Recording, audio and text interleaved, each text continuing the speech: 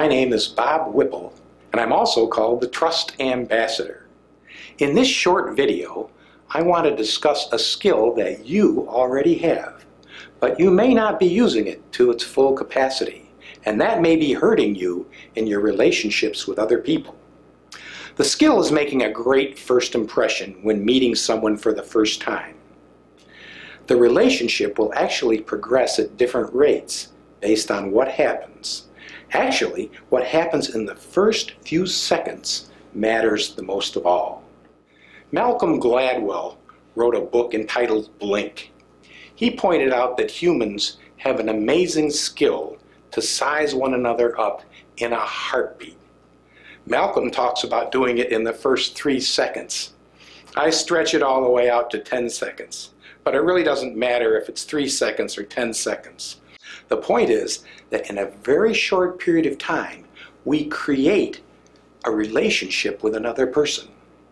And that initial feeling has everything to do with how the relationship progresses. Recently, I attended a speed networking event at the Rochester Business Alliance. It was one of those affairs where you meet a number of new people, but only for about 3 minutes each time. It's sort of like speed dating, only with business people. That morning I met 22 out of the 40 people that were in the room. And I paid attention to the kind of feeling that I had as I met each person. Of course, we were all on our best behavior in order to impress the others. Most people, although, were not so memorable. In fact, a few of them I thought were quite forgettable. But there was one young lady who was actually terrific. She had great body language throughout. And there was one man, he was in his 20s. He really blew me away. Obviously, I'd never met him before. Before we even shook hands, he struck me as someone who was completely different from the other 20 people that I had met in a positive way. It was so powerful that the very first thing I said to him was, "Congratulations, you're going to be a very wealthy man." He was taken aback. He couldn't figure out what I was talking about until I explained that it's all about the body language. So for most of us, body language is something that happens involuntarily. But if we could make it more intentional, we could actually change everything. This is a skill you can learn, just like my new friend did, and it can change your life. After you know the secret, your relationships will proceed at about 10 times the rate, and that's an amazing advantage. The analogy I like to use is planting a seed of trust in the first 10 seconds. We have the opportunity, if we use it, to plant a seed that will grow quickly into high trust with the other individual. Not being able to plant a seed of trust in the first 10 seconds doesn't doom a relationship at all. Clearly, we can build trust over time, but it's a lot tougher and it takes a lot more energy and time to do it. If we plant that seed of trust at the start, then the relationship takes off. Like that young man, one individual blew out 22 people. He didn't even know he was doing anything different. So what are some of the techniques? The first idea is to watch your attitude. Believe it or not, people have the ability to read what's going on in your mind very accurately by the way your body is configured. It's what you're thinking in the back of your mind that makes the difference. Your eagerness to meet the other person is what comes through on the inaudible channel.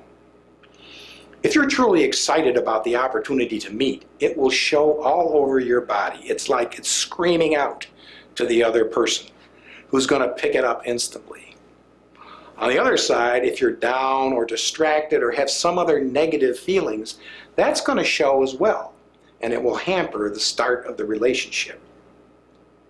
The second thing that we want to do is be aware of how we stand.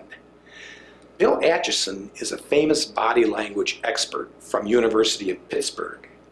He says that men like to work at angles, as shown in this picture. After the initial handshake, that's usually square shoulder, Men naturally configure themselves at an angle. It's just what we do. Women prefer to meet someone square shoulder, as shown in this picture.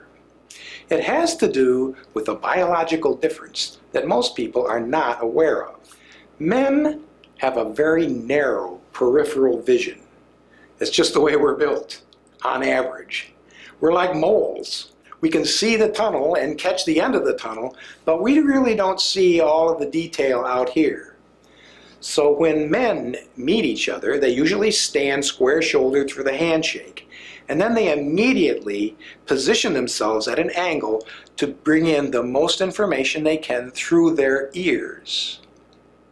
Women have a much wider peripheral vision on average, so they like to take in everything at once. Men tend to listen with their ears, but women actually listen more with their eyes, believe it or not. When meeting a woman, try to stay square-shouldered to the woman, whether you're a male or a female.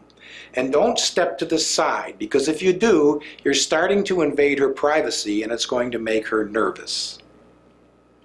A third issue is eye contact. It's all about how much and for how long. I'm sure we've all met someone with too much eye contact staring at us. Makes us nervous. We've also met people who, while we're shaking hands, are looking around the room to see who else is there. That's not enough eye contact. The most important eye contact is actually before the handshake and just at the start of the handshake.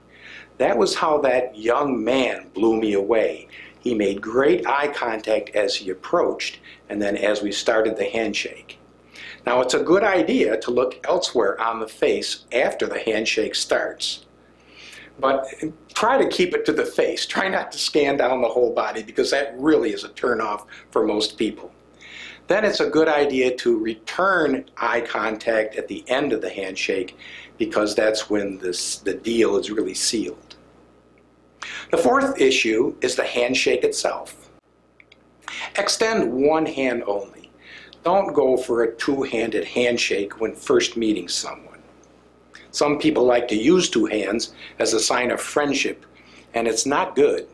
In reality, it can be a threatening gesture, and it certainly can send the wrong signals to someone you're just meeting.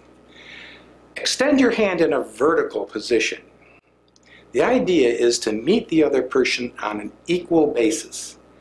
If you would approach a person to shake hands and your palm is down, that forces the other person to have a palm up, and you end up in a dominant position, which is not a good equal relationship. Make sure there's good contact before you close your hand. I know we've all experienced a situation where there's a partial grip when we close our hands, and it's very uncomfortable for both people. Unfortunately, once a handshake starts, you can't really disengage and start over and say, well, let's do it all over again. You can't do that. So you've got to get it right the first time. Here's the trick.